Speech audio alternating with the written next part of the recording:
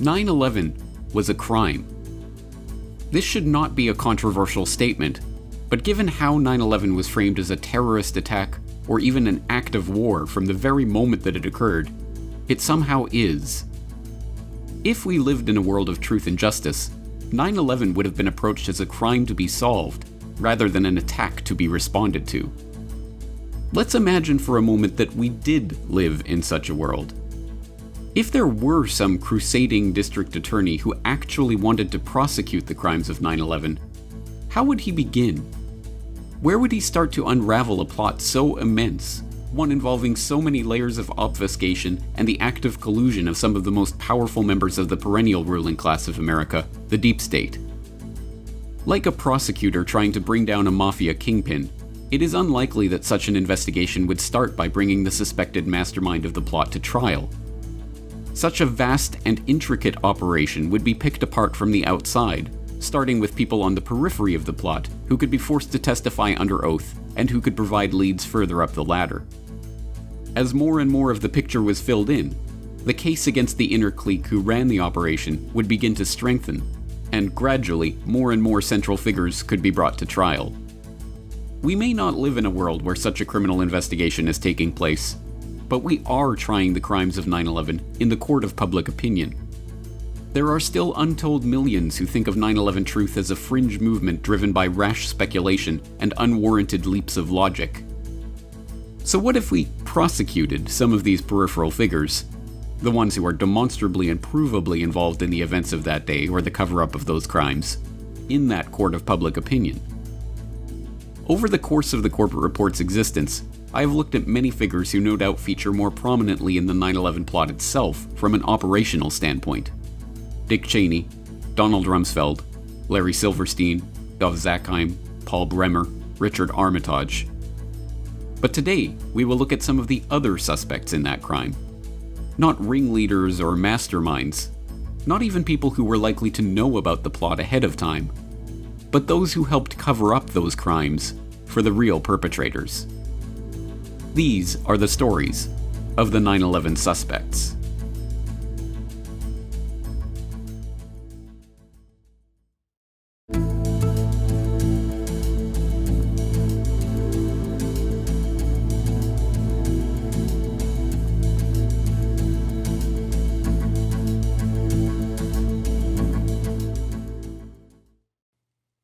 After stepping down as mayor of New York City, Rudy Giuliani tried to launch himself as a national political leader on the back of the single defining event of his career.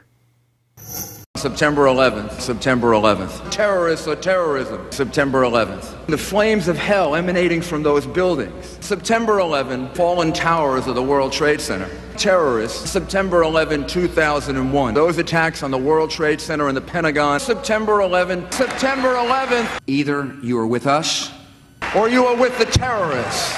September 11th, September 11th, September 11, 2001. In the end, he failed miserably, with voters immediately seeing his ploy for what it was: base political pandering. 9/11 was bad. I agree with that. God, I can't believe how easy this is.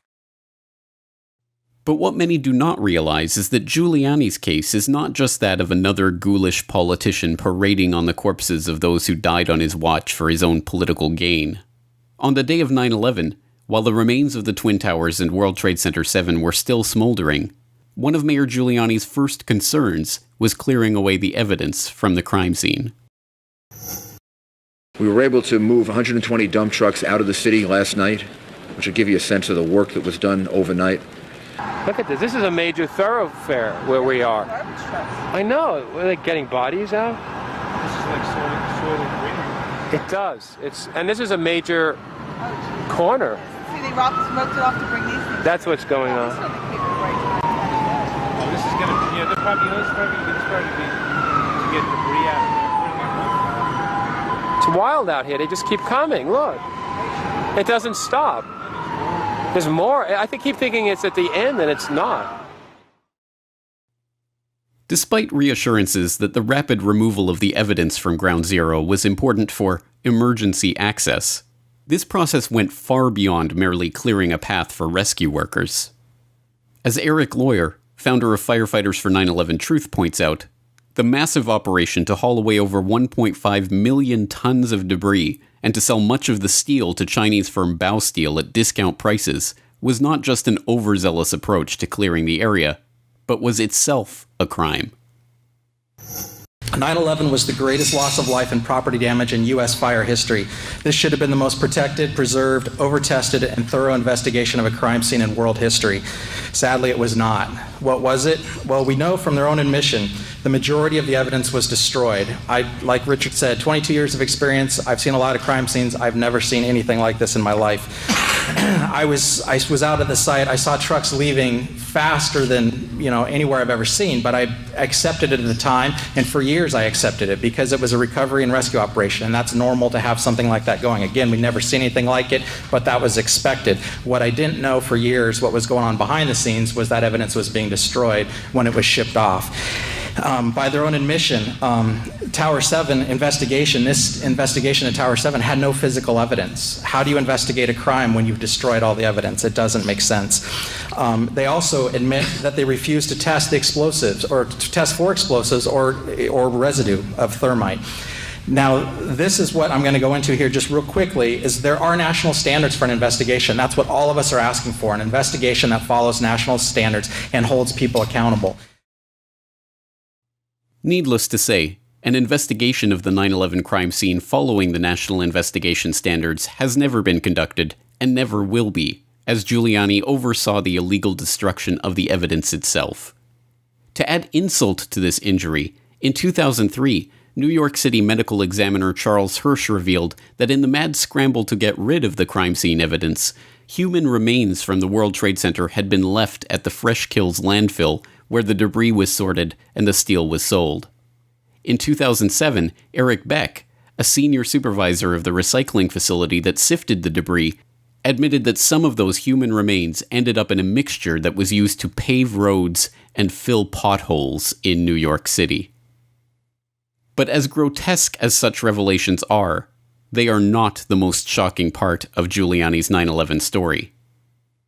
In the late 1990s, the mayor oversaw the creation of a state-of-the-art $13 million emergency command center to coordinate the city's disaster recovery and response efforts.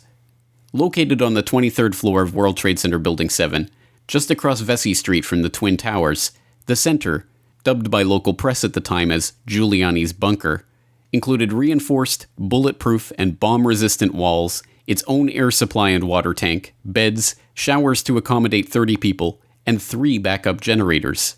It could be used to monitor all of New York's emergency communications frequencies and was staffed 24 hours a day.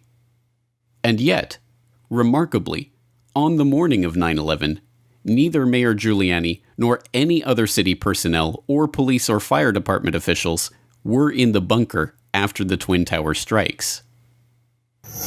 As I told you guys before, it's very funny. I was on my way to work, and traffic was excellent. I received a call that a small Cessna had hit the World Trade Center, and I was asked to go and man the Office of Emergency Management. Upon arriving into the OEM EOC, we noticed that everybody was gone. I saw coffee that was on the desk. Still, the smoke was still coming off the coffee. I saw half-eaten sandwiches, and only me, Mr. Hess, was up there. So why wasn't the mayor and the city's emergency personnel in the location that had been purpose-built for just such an event? According to Giuliani, they had been told to evacuate because they had been given a warning that the Twin Towers were going to collapse. A warning that was evidently not passed on to any of the emergency personnel that were still working in the buildings. I went down to the scene and we set up headquarters at 75 Barclay Street, which was right there with the police commissioner, the fire commissioner, the head of emergency management. And we were operating out of there when we were told that the World Trade Center was going to collapse. And it did collapse before we could actually get out of the building. So we were trapped in the building for 10, 15 minutes and finally found an exit and got out, walked north, and took a lot of people with us. Giuliani, in his own words, has admitted that he was warned that the World Trade Center was going to collapse. This despite the fact that there was no possible way for this to be predicted in the first hour of the unfolding disaster.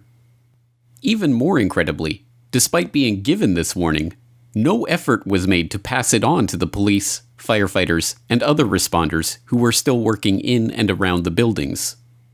When precisely was this warning given, and by whom? Why, despite acting on this warning himself, did Giuliani make no effort to pass the warning on to others?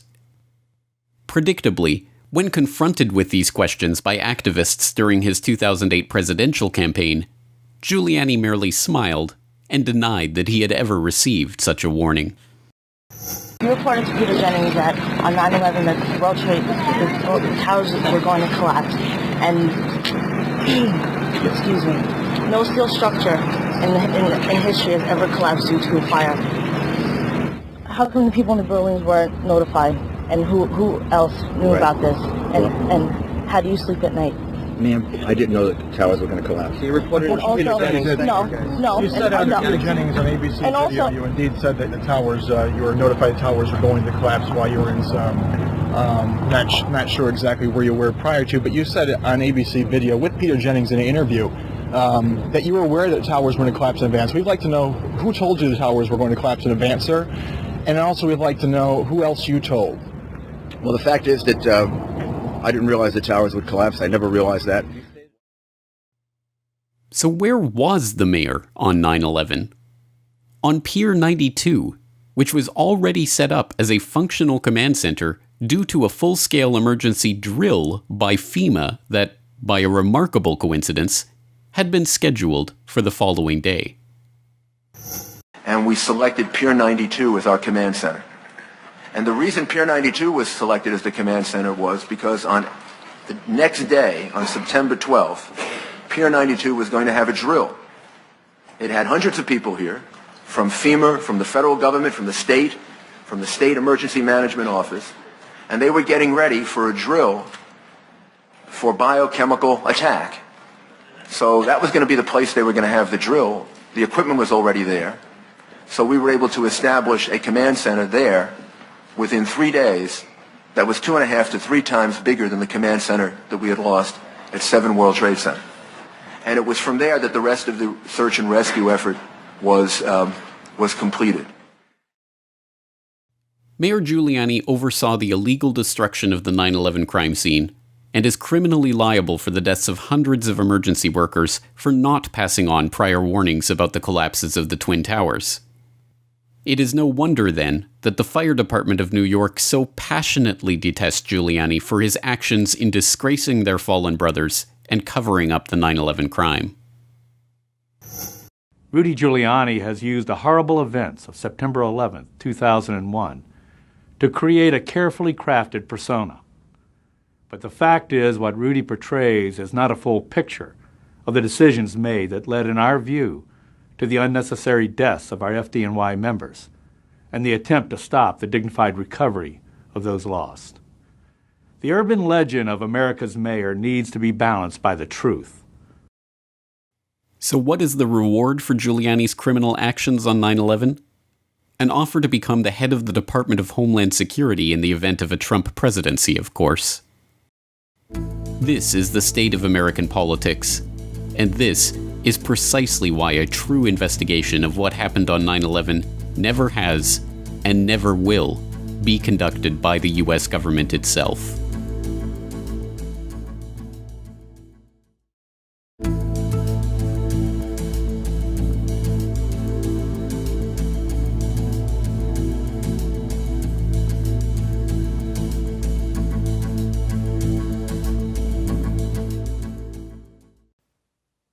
The Dust Lady photo has become one of the iconic images of 9/11.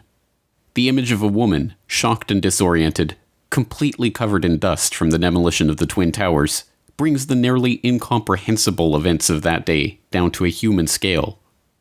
But of course the Dust Lady was not the only one to feel the effects of the blanket of dust that descended on Manhattan after the towers fell.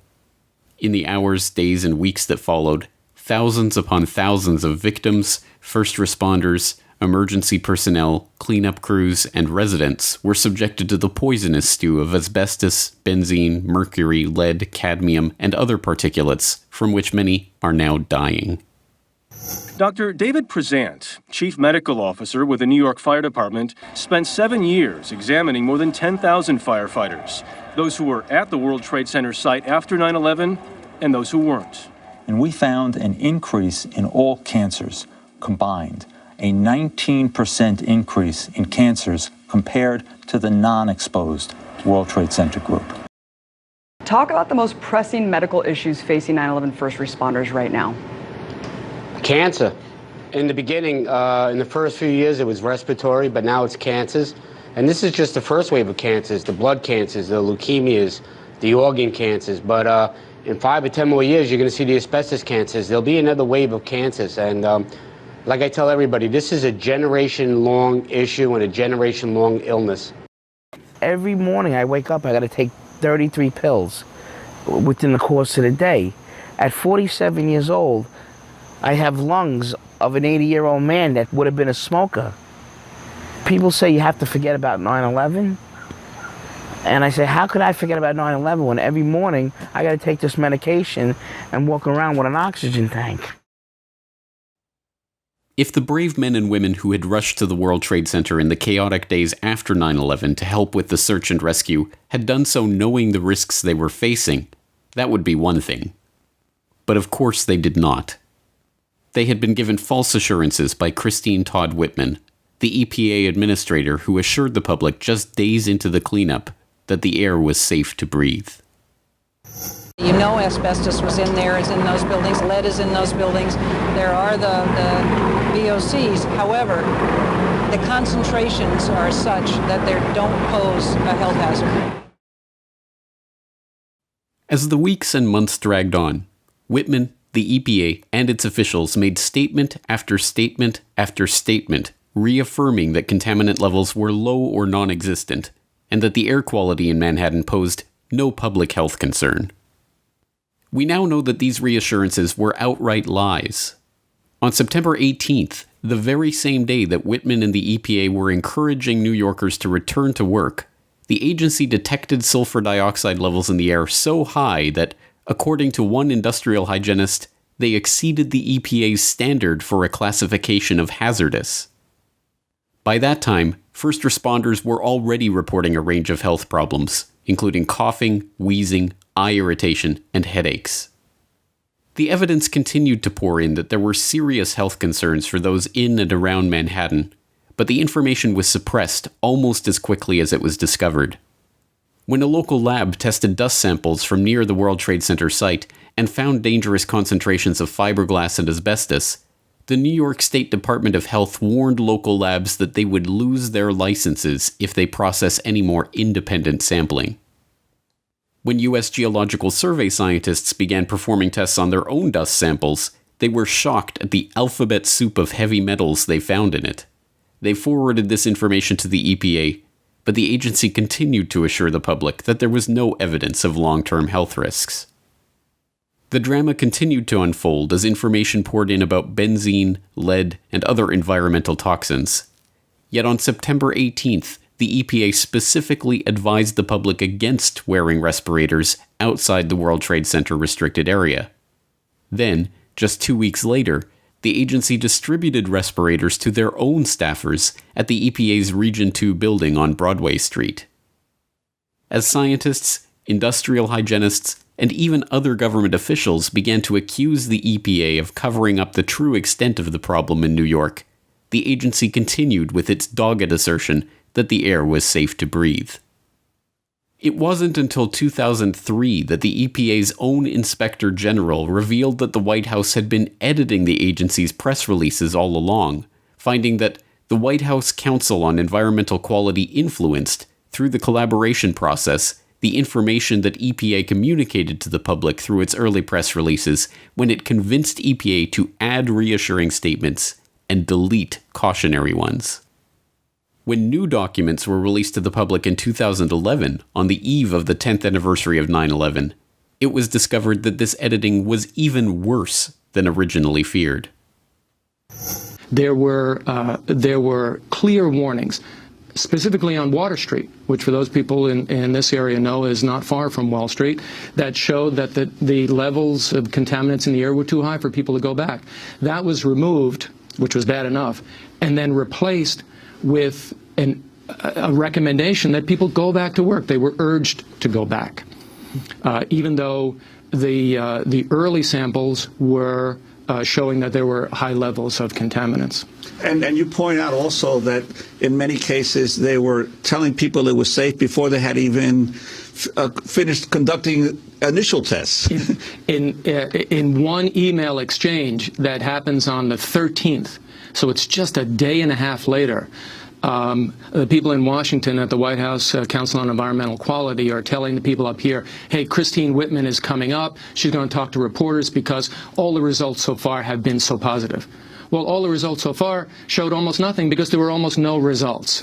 And yet they were committed to this message of reassurance despite the facts. And that's not the way it should happen.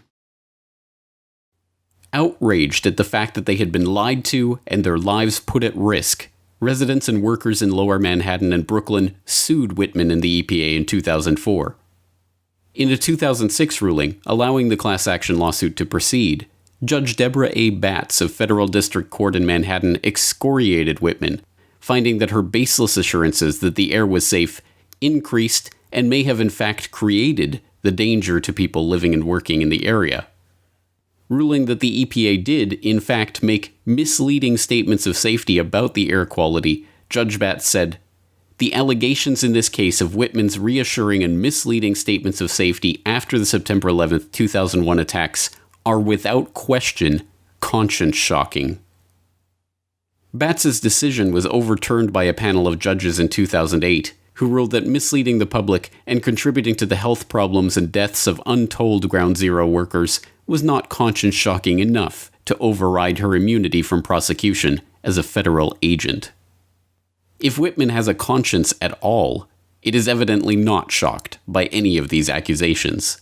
She has not only never conceded guilt or even expressed sorrow for the ongoing sickness and deaths that her actions helped bring about, she has repeatedly defended the actions of herself and the EPA in general. Statements that EPA officials made after 9/11 were based on the judgment of experienced environmental and health professionals at EPA, OSHA, and the CDC, who had analyzed the test data that 13 different organizations and agencies were collecting in Lower Manhattan. I do not recall any EPA scientist or experts responsible for reviewing this data ever advising me that the test data from Lower Manhattan showed that the air or water proposed long-term health risks for the general public. Whitman's lies are not just those of another self-serving politician looking to save their job or stay out of jail. They are the lies of someone who has contributed to the deteriorating health and even the death of thousands of innocent men and women. For the victims of Christine Todd Whitman, the EPA, the White House Council on Environmental Quality, and all of the other agencies and officers who lied to the public about the health risks in New York, 9/11 is not a single day of horror that occurred a decade and a half ago. It is a slowly unfolding nightmare, one that every day brings them one step closer to their grave. The Dust Lady is one of the icons of the tragedy of that day. Should it be any surprise, then, that she, too, was ravaged by 9/11-related diseases and ultimately died of cancer last year? She was not the first person to die from the aftermath of 9/11. And, thanks to Christine Todd Whitman and the liars at the EPA who have consigned untold thousands to a similar fate, she will not be the last. My name's David Miller. On September 11th, 2001, along with hundreds of my fellow troops, I went to Ground Zero. No one asked us, no orders were given. We went because our city, our country, our neighbors were under attack. And we knew what to do, or at least we thought we did.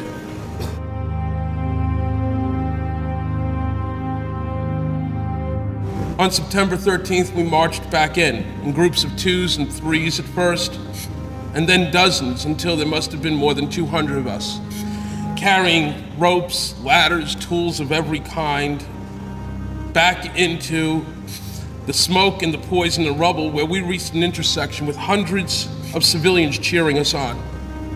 Our uniforms were torn and soiled. Our resolve was simple: to stay and dig as long as we had any hope to save anybody. I want to tell you about how sick so many of these brave men and women have become. I want to tell you about how the mayor refused to accept the fact that not dozens, not hundreds, but many thousands of us were contaminated, sickened, and poisoned by the most toxic combinations of building materials in the history of disaster relief.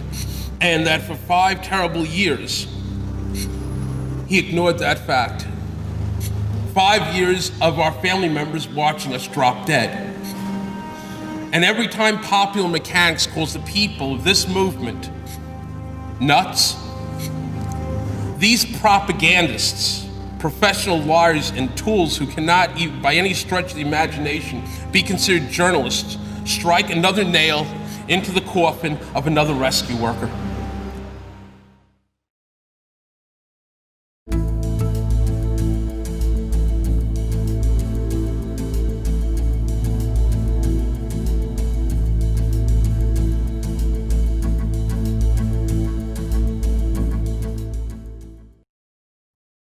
It took President Bush an extraordinary 441 days after 9/11 to establish a commission to investigate the events of September 11, 2001.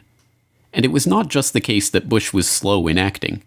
He actively resisted any investigation for as long as he could, taking the extraordinary and unprecedented step of personally asking Senate Majority Leader Tom Daschle to limit Congress's investigation into those events.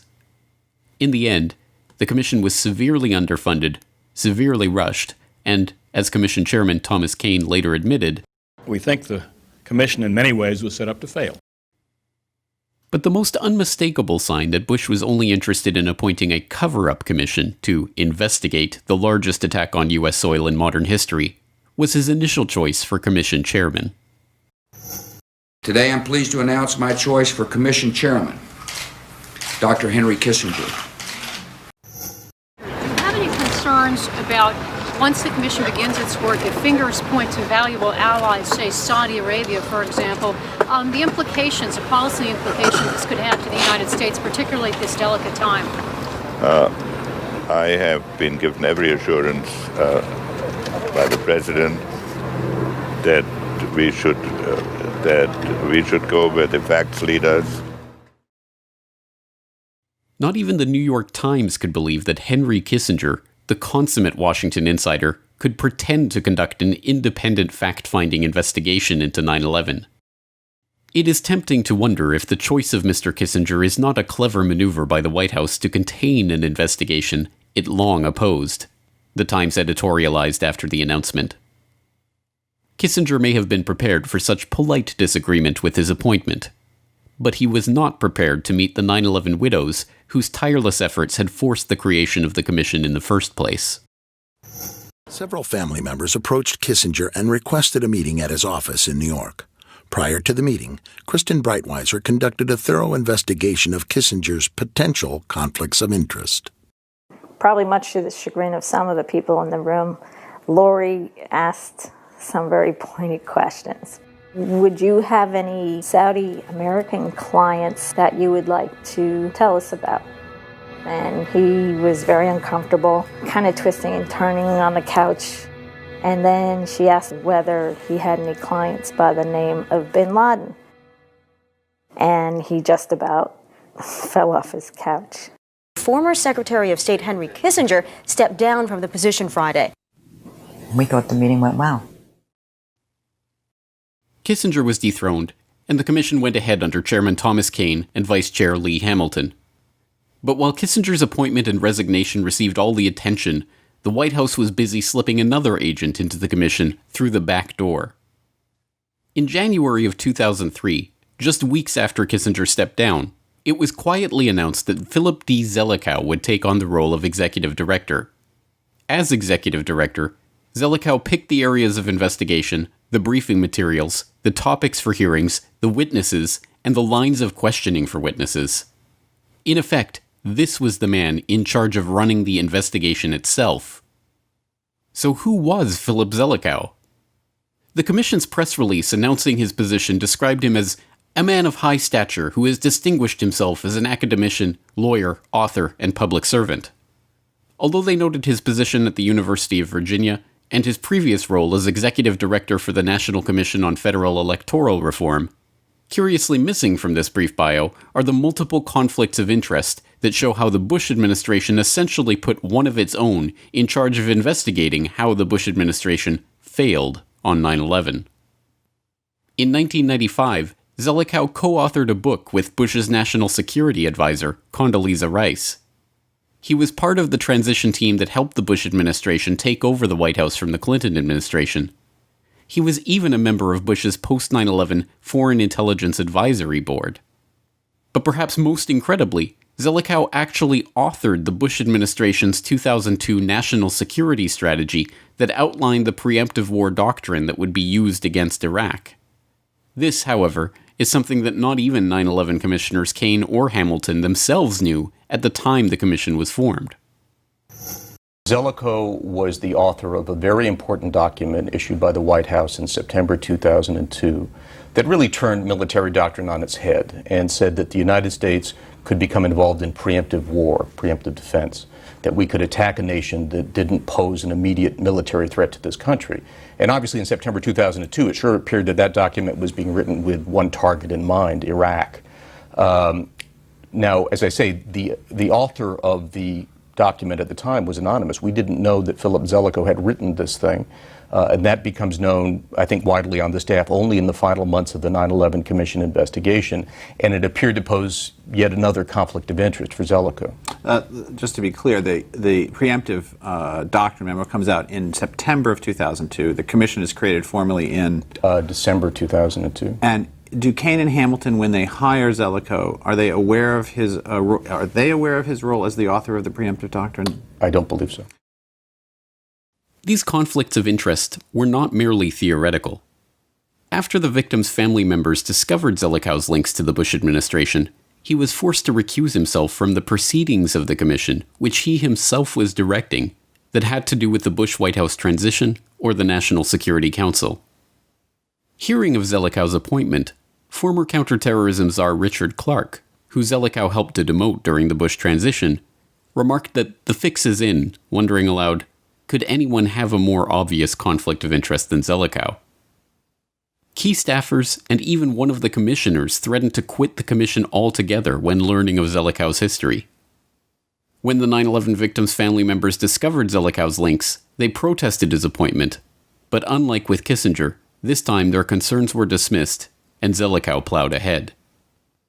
As even Zelikow himself admits, his ties to the very figures he was supposedly investigating are a legitimate concern, and any real investigation of the 9/11 cover-up would begin with him. There's a whole welter of conspiracy theories about 9/11 floating around the internet, in video cassettes, and there's a whole cottage industry in this, which if you haven't read much about it, then you're a fortunate person. I get a lot of this. I actually figure very largely in a number of the key conspiracy theories. No, but to be fair, I worked with Condi Rice, right? I worked with her in the administration of Bush 41. So I could be read as the plausible henchman executing the cover-up. And it's a legitimate concern, especially if I hadn't had 81 other staffers keeping their eagle eye on me. Conveniently left out of Zelikow's story about the 81 staffers keeping their eye on his decisions is that they were staffers who were hired by him and under his complete control. In fact, Zelikow took over the hiring of the commission staff and even stopped staffers from communicating directly with the commissioners themselves. In the first few months, the 9/11 commissioners themselves rarely even visited the commission because Zelikow denied them their own offices or the ability to hire their own staffers. The most remarkable example of Zelikow's dictatorial control came in March 2003, just 3 months after the commission's 16-month investigation began. It was at that time, before the commission had even convened a single hearing, that Zelikow, along with longtime associate and commission consultant Ernest May, co-wrote a complete outline of the final report. Before the staff even had its first meeting, Zelikow had written, along with his former professor, Ernest May, a detailed outline of the Commission's report, complete, as Sheenan put it, with chapter headings, subheadings, and sub-subheadings. When Kane and Hamilton were later shown this outline, they worried that it would be seen as evidence that the report's outcome had been predetermined. So the three of them decided to keep it a secret from the rest of the staff. When the staff did finally learn about this outline a year later, they were alarmed. Some of them circulated a parody entitled The Warren Commission Report Preemptive Outline. One of its chapter headings read, "Single bullet, we haven't seen the evidence yet, but really, we're sure." The implication was that the crucial chapter in the Zelikow-May outline could have been headed Osama bin Laden and Al-Qaeda. We haven't seen the evidence yet, but really, we're sure. So what exactly did Zelikow do as executive director? He allowed information in the Commission's final report derived from illegal CIA torture sessions, despite not having access to the evidence of those sessions themselves, which were later illegally destroyed. This included the testimony of alleged 9/11 mastermind Khalid Sheikh Mohammed, who was waterboarded 183 times in a single month, whose children were kidnapped by the CIA, who was told that his children were going to be tortured with insects, and who eventually confessed to a whole series of plots, including bombing a bank that didn't exist at the time he was arrested. More than 1/4 of the footnotes in the final commission report source from this torture testimony, and as Zelikow himself admitted, quite a bit, if not most, of the commission's information on the 9/11 plot itself came from this testimony. Zelikow denied interviews and documents to staffers investigating the Saudi connection to the attacks, eventually firing one of them and removing the text of their investigation from the final report. He personally rewrote a commission staff statement to suggest a systematic link between al-Qaeda and Iraq before 9/11, outraging the authors of the original statement. He worked behind his own staffers' back to stop them from serving the Pentagon a subpoena to answer about information NORAD was withholding from the commission. He sat on a proposal to open a criminal investigation into FAA and military officials who lied to the commission for months, and then forwarded that proposal not to the Justice Department, who could have brought criminal charges, but to the Inspector General, who could not. And he covered up information on Able Danger, a military intelligence team that had identified several of the alleged 9/11 hijackers in the country before 9/11. After the initial disclosure, Dr. Zelikow came to me at the end of the meeting, gave me his card and said, "What you said today is critically important, very important. Please come see me when we return to Washington, D.C."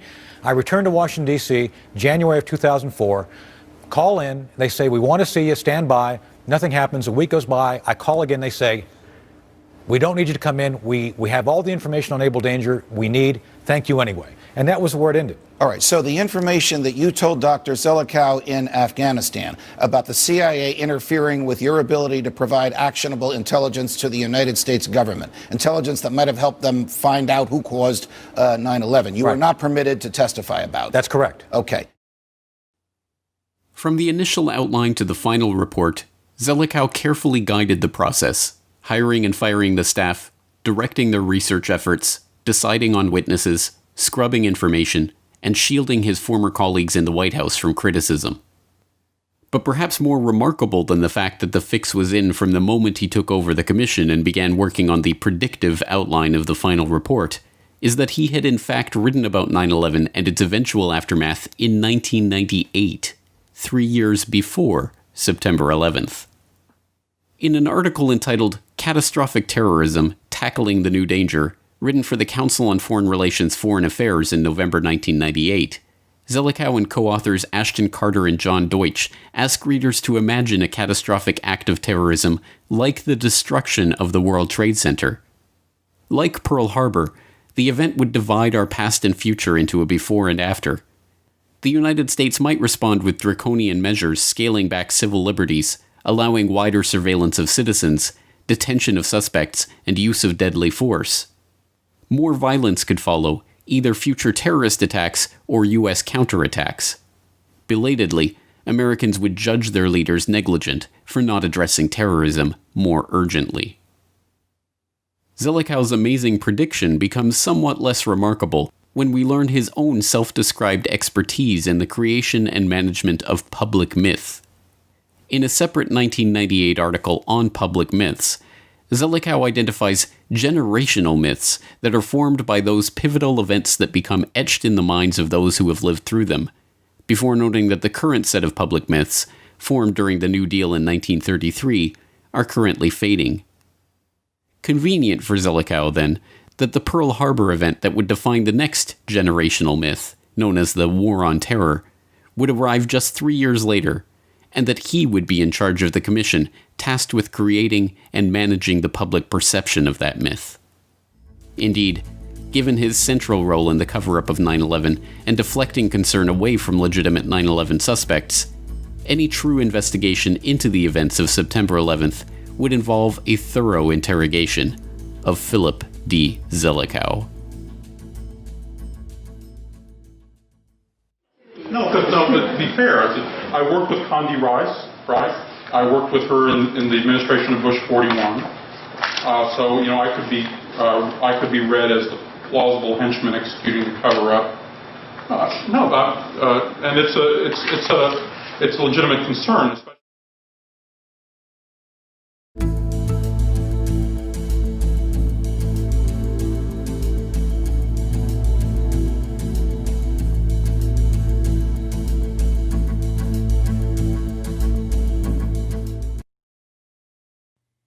A 21-year veteran of the CIA, Robert Baer is billed as one of America's most elite intelligence case officers. Having worked field assignments in Lebanon, Sudan, Morocco, Iraq, and other international hotspots, he was praised by Pulitzer Prize-winning investigative journalist Seymour Hersh as perhaps the best on-the-ground field officer in the Middle East. He has written multiple books based on his experiences with the agency. He has worked as a consultant on documentary and television projects. He regularly appears as a commentator on CNN and other news outlets, and he writes a regular column on intelligence matters for Time.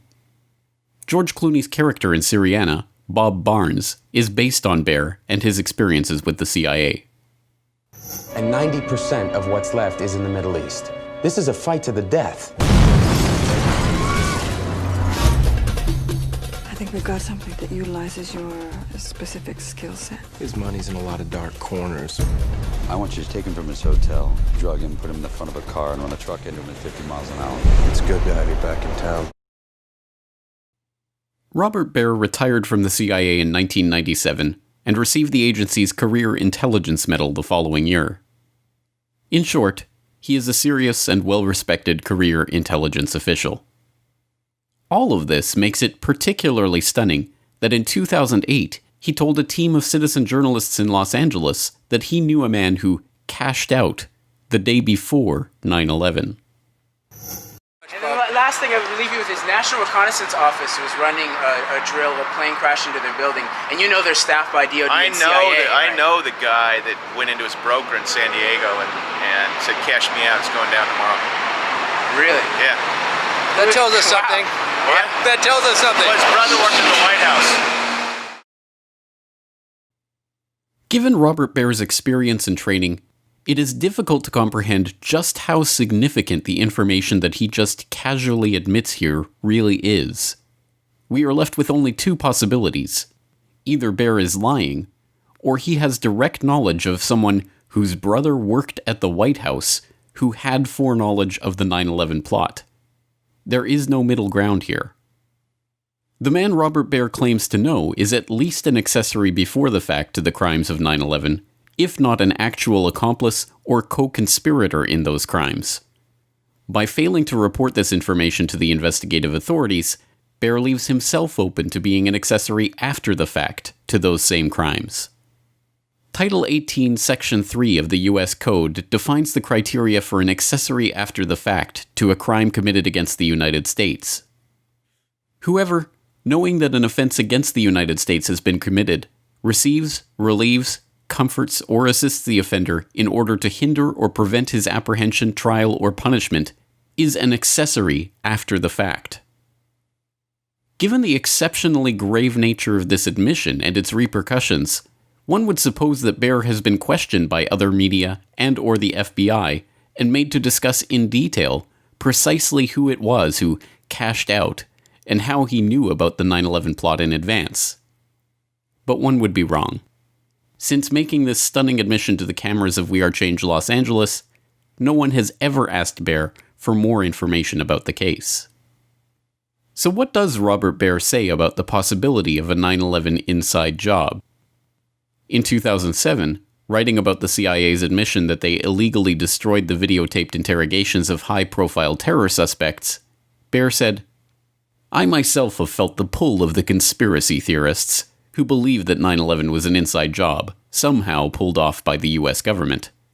For the record, I don't believe that the World Trade Center was brought down by our own explosives, or that a rocket, rather than an airliner, hit the Pentagon. I spent a career in the CIA trying to orchestrate plots, wasn't all that good at it, and certainly couldn't carry off 9/11. Nor could the real pros I had the pleasure to work with." But just 1 year before, he gave a very different answer to Thomas Hartman on his radio show. So are you just, personally of the opinion, I mean, not obviously you can't speak for the CIA or your previous activities with the agency, but are you of the opinion that there was an aspect of inside job to 9/11 within the U.S. government? There's that possibility. The evidence points at it. And why is it not being investigated? Why isn't the WMD story being investigated? Why isn't anybody been held accountable for 9/11? We held people accountable after Pearl Harbor. I mean, why has there been no change of command? Why has there been no political repercussions? Why has there been no any sort of exposure on this? It really makes you wonder. So why is Robert Baer hiding the identity of a 9/11 accomplice or co-conspirator? And will the FBI be asking him for details of this story anytime soon? Until the American public shows some interest in this shocking admission, it is unlikely that anything will happen. And the last thing I would leave you with is National Reconnaissance Office was running a drill, a plane crashed into their building, and they're staffed by DOD and CIA. I know the guy that went into his broker in San Diego and said, "Cash me out, it's going down tomorrow." Really? Yeah. That tells us something. What? That tells us something. Well, his brother worked in the White House. And when you say that there's...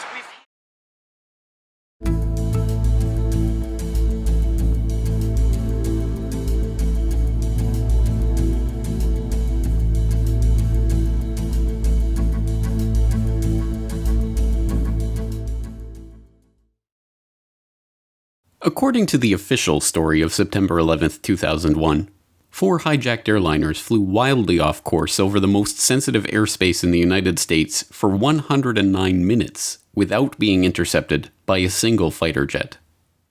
As Commander-in-Chief of the North American Aerospace Defense Command on 9/11, General Ralph Eberhart was in charge of the largest failure to defend North American airspace in history. Rather than accepting blame for his command's complete lack of response that morning, however, or even expressing regret about what had occurred, General Eberhart instead spent the rest of his career attempting to pin the blame for this failure squarely on the FAA. You've read a lot over the last 2.5 years about what NORAD did and did not do that morning and should have done in the years and months leading up to that attack. Ground truth is that NORAD was charged to support the FAA in the event of a hijacking. Our role was to respond to the request from FAA to get airborne, fly, shadow the hijacked airplane, say whether the hijacked airplane was following the instructions of the air traffic controller of FAA, and in a terrible situation that airplane crashed or that airplane exploded in midair, document that tragedy. Although Eberhardt's version of events was cemented into place as the official story of 9/11 propounded by the 9/11 Commission, they are in fact self-serving lies. In Eberhardt's version of events, NORAD is completely subordinate to the FAA. In reality, however, NORAD is specifically tasked with dealing with such events itself, not waiting passively for FAA orders.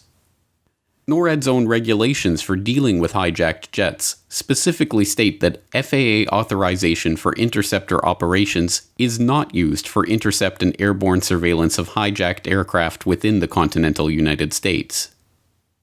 These standard operating procedures were not merely theoretical or some obscure regulation that would have been unfamiliar to the four-star general in charge of defending American airspace. In the year 2000 alone, NORAD scrambled fighters in response to unknowns, pilots who didn't file or diverted from flight plans or used the wrong frequency, 129 times. Perhaps even more remarkable, however, is that Eberhardt and NORAD offered not one, not two, not three, but 4 separate timelines of their complete lack of response that morning. The first, offered by Chairman of the Joint Chiefs of Staff Richard Myers just 2 days after the attacks during his confirmation hearings in the Senate, claimed that not a single fighter was scrambled to intercept any of the airliners until after the incident at the Pentagon. 1 week later, NORAD released a partial timeline that indicated they had in fact received advance notification about 3 of the planes with as much as 20 minutes warning, more than enough time for the planes to have been intercepted. A third story emerged in May 2003. This time, NORAD was only contacted about Flight 175 at 9:05 a.m., 3 minutes after it crashed into the South Tower. The official story, found in the 9/11 Commission's final report, was that NORAD received no advance notice of any of the flights. Eberhardt and the military were completely exonerated. However, Eberhardt had testified in October 2001 that NORAD had been notified about Flight 77 at 9:24 a.m. The 9/11 Commission determined that this was a lie. Regardless of the truth or untruth of any of these accounts, the simple fact is that, according to the 9/11 Commission itself, Eberhardt had lied to Congress, which is in fact a crime. By the 9/11 Commission's own account, Eberhardt should have been tried. But Eberhardt's lies do not end there. Many people will talk about that they knew that there was going to be an attack. They knew that people were going to take over an aircraft and fly it into a building. I can tell you that there was no credible intelligence at that time to go build a defense against that type of attack. Tragically, we were wrong. We were wrong. Once again, Eberhardt's depiction of events is a self-serving and easily demonstrable lie. Not only had NORAD envisioned such a scenario, they had been training for it extensively in the years leading up to 9/11.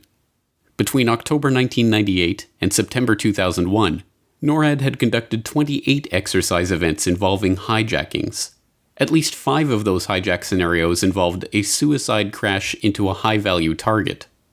Furthermore, at least 6 of the exercises took place completely within American airspace, putting to rest the oft-heard excuse that NORAD wasn't prepared for threats from within the U.S. Another note that would be of interest to prosecutors looking at potential foreknowledge of the 9/11 attacks pertains to Eberhardt's dual role as Commander-in-Chief of U.S. Space Command, where he was responsible for setting something called the Infocon threat level.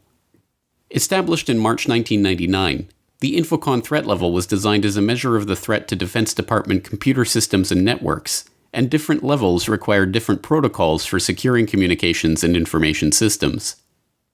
At 9:09 p.m. on September 10, 2001, less than 12 hours before the attacks began, Eberhardt reduced Infocon to level 5, the lowest threat level, making it easier for hackers to compromise Defense Department systems and controls.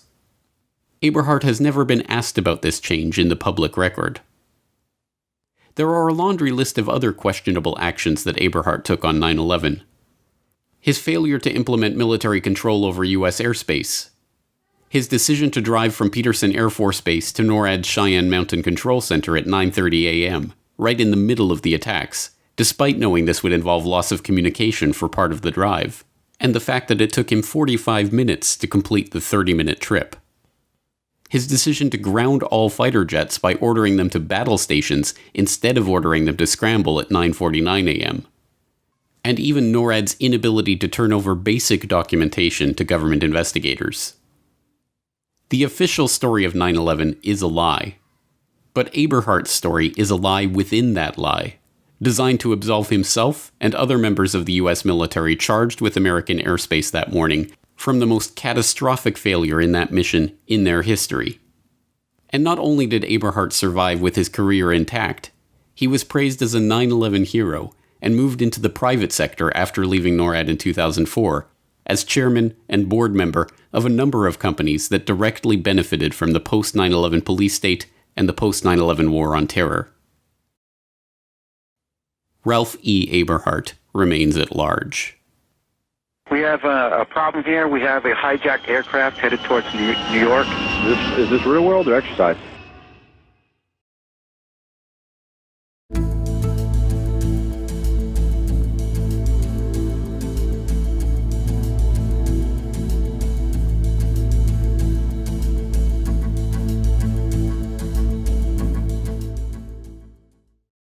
Some evil is just, it can't be explained. Are these people happy? Are they joyous now? Are they celebrating? Oh, absolutely. They're Thank celebrating. God. There's one report, this has not been confirmed, but there's several live reports that there was a cell, one of these cells, across the Hudson River. And they got on the, this is the report, I emphasize, I don't know this for a fact, but there's several witnesses who say this happened. They got on the roof of the building to look across. They knew what was going to happen. Yeah. They were waiting for it to happen, and when it happened, they celebrated. They jumped for joy. In the days after 9/11, while Ground Zero continued to smolder, millions heard Dan Rather and various media outlets repeat vague and unconfirmed reports of arrests that took place that day. These rumors held that Middle Eastern men, presumably Arabs, were arrested in explosive-packed vans in various places around the city on September 11th, and that some had even been photographing and celebrating those events. What most do not realize is that those reports were not mere rumors, and we now have thousands of pages of FBI, CIA, and DOJ reports documenting those arrests. I grabbed my binoculars and I could see the towers from my window, and this is where I'm looking, and all of a sudden down there I see this van parked. And I see 3 guys on top of the van, and I could see that they were like happy. They didn't look shocked to me. They didn't look shocked. The men were spotted shortly after 8:46 a.m., yet somehow at this early stage, just minutes after the first plane strike on the World Trade Center, they were already positioned in a parking lot in Liberty State Park, taking pictures of the towers and celebrating. They left the scene shortly after being spotted, and at 3:31 p.m. the FBI issued an all-points bulletin advising officers in the greater New York area to be on the lookout for a white 2000 Chevrolet van with Urban Moving Systems sign on back. At 3:56 p.m., the van was spotted traveling eastward on State Route 3 in New Jersey and pulled over by Officer Scott DiCarlo and Sergeant Dennis Ravelli of the East Rutherford Police Department. Inside they found 5 men: Sivan Kurzberg and his brother Paul, Yaron Schmel, Oded Elner, and Omar Marmari. A major terrorist manhunt began, and just 6 hours after the attack, the van was stopped at a roadblock by patrolman Scott DiCarlo. We were asked to detain the van and the passengers. They were just removed from the vehicle, patted down for safety precaution, and detained. 911 call at 410 Park. I think once the FBI arrived, one of them stated that they were on our side. So there's something to that effect. According to the police report of the incident, Sivan Kurzberg told Officer DiCarlo, "We are Israeli. We are not your problem. Your problems are our problems. The Palestinians are the problem." Their official story: they were just Israeli tourists working for a moving company who had heard about the first World Trade Center strike and rushed to get a better view of the events. They told interrogators they were working for Urban Moving, a shipping and storage firm run by an Israeli businessman who often employed Israeli students without work permits. The men say there was an innocent explanation for what was found in the van and their behaviour on 9/11. They were, they say, simply on a working holiday. We heard in the news that one of the plane was crashing down the building, and we thought it was an accident at the beginning. So we went up to the roof of Urban Moving, and we saw the building burning. There is a better view from a building in Jersey that is up a hill, a straight line to the World Trade Center. We decided to go up there. It's like 2-3 minutes from the office. Stand over there and take some pictures. Everyone wants a picture like this in his camera. Although this narrative is still trotted out when the story of the dancing Israelis is raised in the media, it is an easily demonstrable lie. FBI reports confirmed that the men were not taking somber pictures of a horrific event. When their 76 pictures were developed, they revealed the men had indeed been celebrating, smiling, hugging each other, and high-fiving. One of the pictures even featured Sivan Kurzberg holding a lighter up, with the burning tower in the background. And these were no ordinary tourists. Oded Elner had $4,700 stuffed into his sock. They lied to the police about where they had been that morning. They were carrying plane tickets for immediate departure to different places around the globe. The FBI confirmed that 2 of the men had ties to Israeli intelligence and came to suspect that they had indeed been on a mission for the Mossad. And of course, after returning to Israel, Elner claimed on national Israeli TV that they had been sent there to document the event.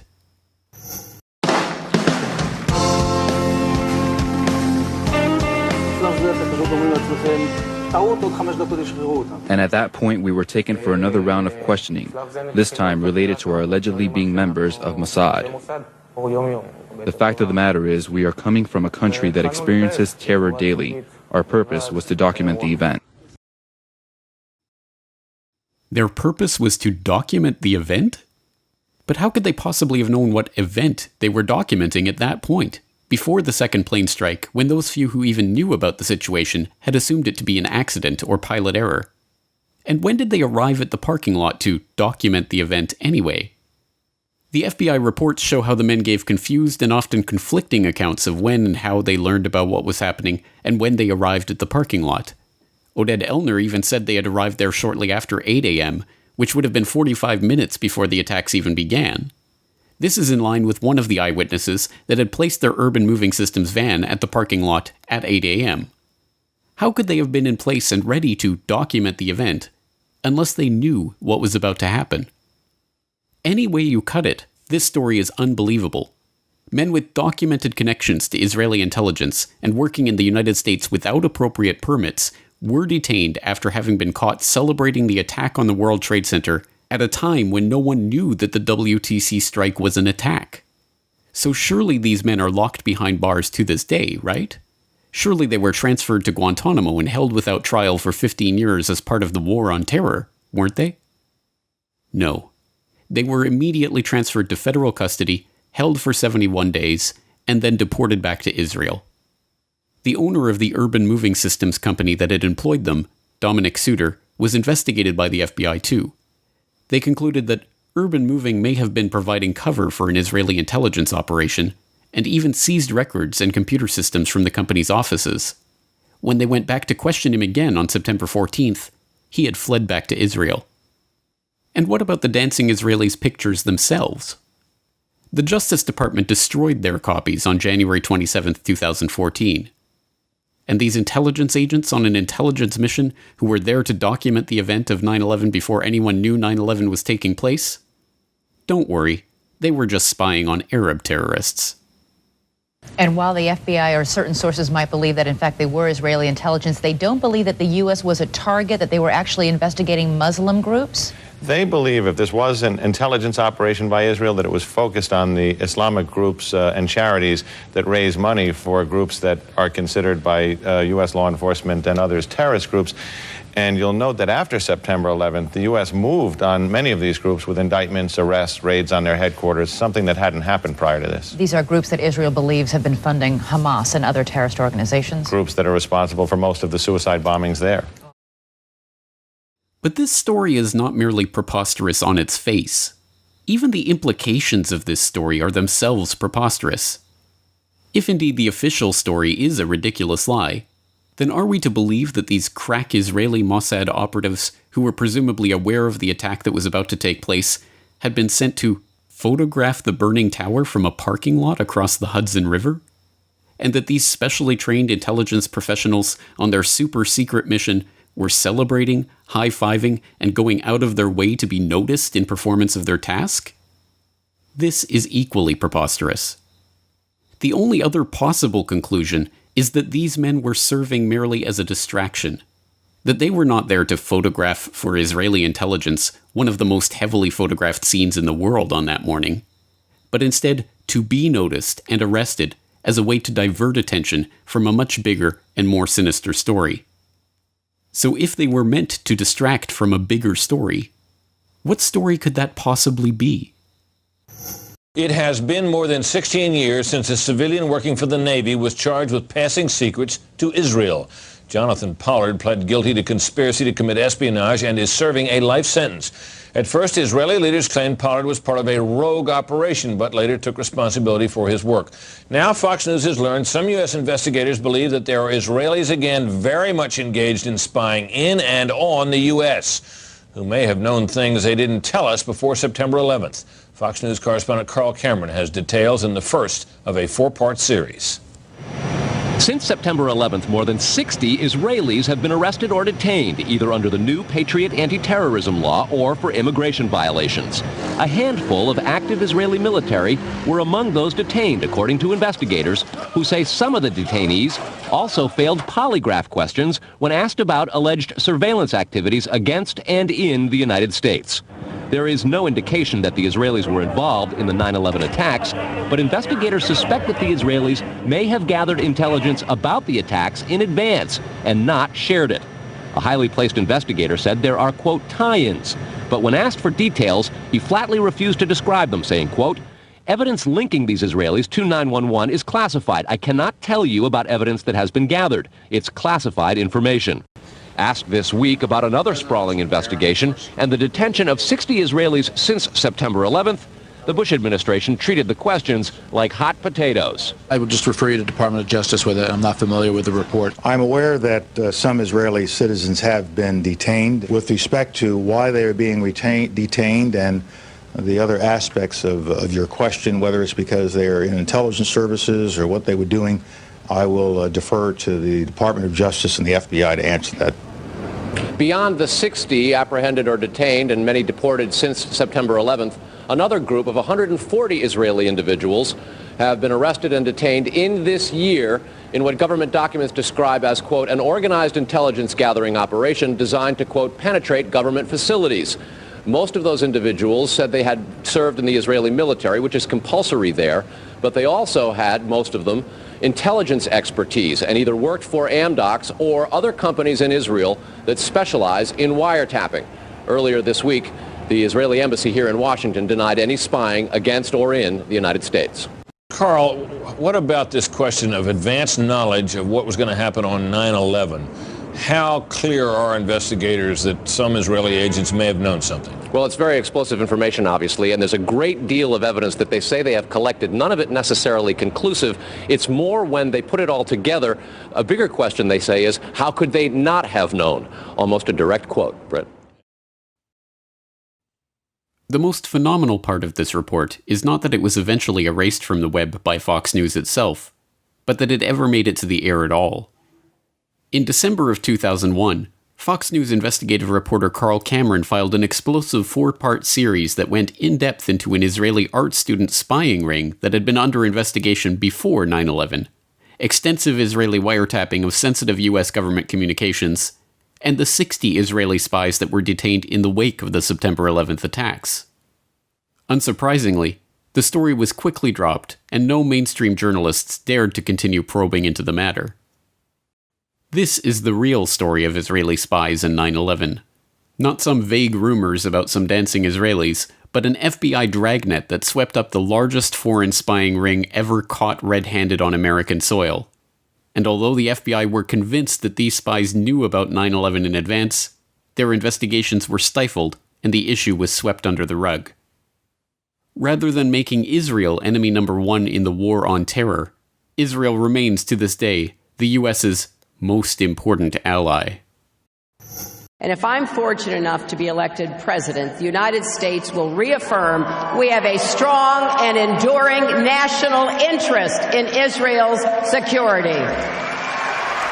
In 2001, weeks after the attacks on New York City and on Washington, and frankly, the attacks on all of us, attacks that they were perpetrated by the Islamic fundamentalists, Mayor Rudy Giuliani visited Israel to show solidarity with terror victims.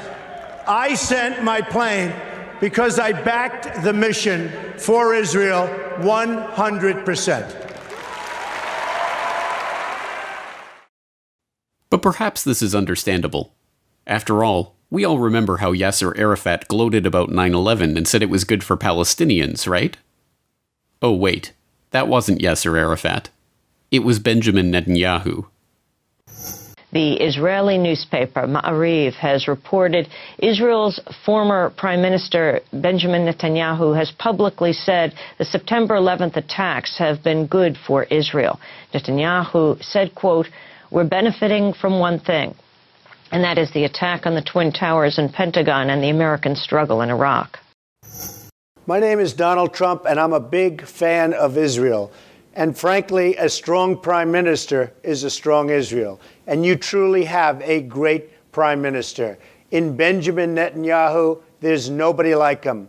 He's a winner. He's highly respected. He's highly thought of by all. And people really do have great, great respect for what's happened in Israel. So vote for Benjamin. Terrific guy, terrific leader, great for Israel. Given that the ultimate consequence of 9/11 was the beginning of a now 15-year-long struggle to transform the Middle East, a struggle that the neocons that went on to populate the Bush administration had been openly advocating since the clean break policy paper in the mid-1990s, it isn't hard to see how the September 11th attacks were indeed a boon for Israel.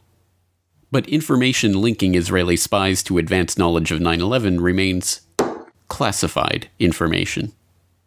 In a world of true justice, the dancing Israelis and other Israeli spies with insider advanced knowledge of the 9/11 attacks, who openly celebrated those attacks, would be the targets of the war on terror, not its beneficiaries. Some evil is just, it can't be explained. Are these people happy? Are they joyous now? Are they celebrating? Oh, absolutely. They're celebrating. God. There's one report. This has not been confirmed at this.